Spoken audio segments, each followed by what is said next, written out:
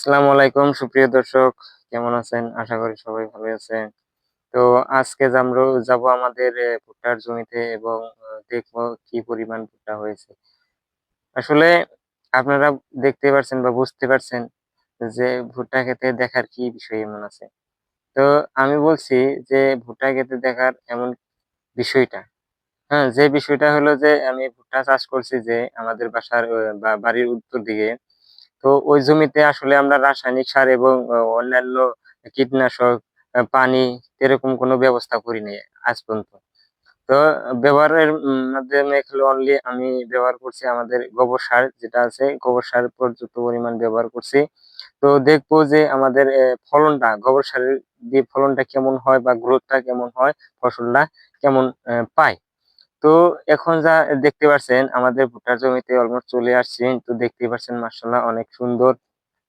তো জমিতে পর্যাপ্ত পরিমাণের পানির প্রয়োজন হয়েছে এবং রাসায়নিক সার কিছু দিতে হবে এখন। কারণ তেরকমভাবে মানে সেরকমভাবে কি গোবর সার ব্যবহার করা হয় নাই যদিও দেখতেই পারছেন মাটিটা কি শুকনো হয়েছে পানি দিলে আরো এই গাছটা বা এই ভুট্টার যেটা গাছ আছে এটা মাশাআল্লাহ আরো গ্রোথ হবে।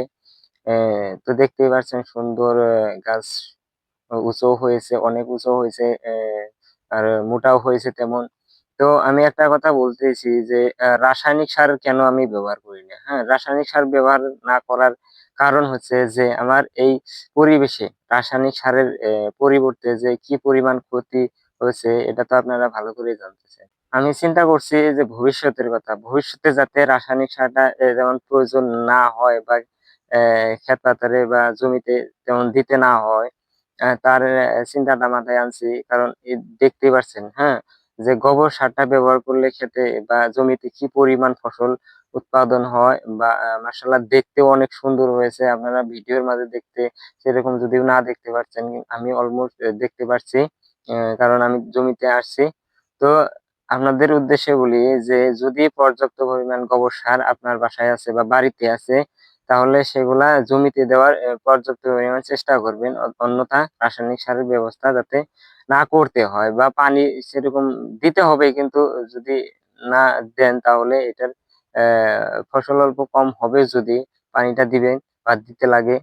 তো দেখতে পাচ্ছেন কি পরিমাণ যে শুকনো হয়েছে মাটি বা জমিগুলো।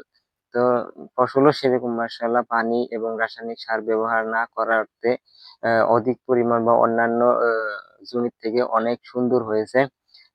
অনেকদিন পরে আসছি জমিতে। তো এসে দেখি মাশাআল্লাহ অনেক সুন্দর বা মনটাও তেমন ভরে গেছে।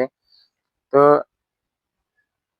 আমি ভাবছি যে এই সপ্তাহে কিছু রাসায়নিক সার ব্যবহার করব এবং পানিরও ব্যবস্থা করব। কারণ আ যদিও অত পরিমাণের গোবর সার ব্যবহার করিও নাই। আর ফসল তো পাইতে হবে কারণ এখানে অনেক টাকা খরচা হয়ে গেছে। পয়সা বা টাকাটা উঠাইতে হবে। তো তার জন্য ভাবছি যে কিছু রাসায়নিক সার এবং পানির ব্যবস্থা করব। আর গ্রোথটা মাশাআল্লাহ বৃদ্ধি করার চেষ্টা করব। তো আজকের ভিডিও এখানেই। আসসালামু আলাইকুম। খুদা হাফেজ। ধন্যবাদ। যদি ইউটিউব থেকে দেখতেছেন তাহলে চ্যানেলটা সাবস্ক্রাইব করে রাখবেন এবং যদি ফেসবুক থেকে দেখতেছেন পেজটাকে ফলো করে রাখবেন। ধন্যবাদ।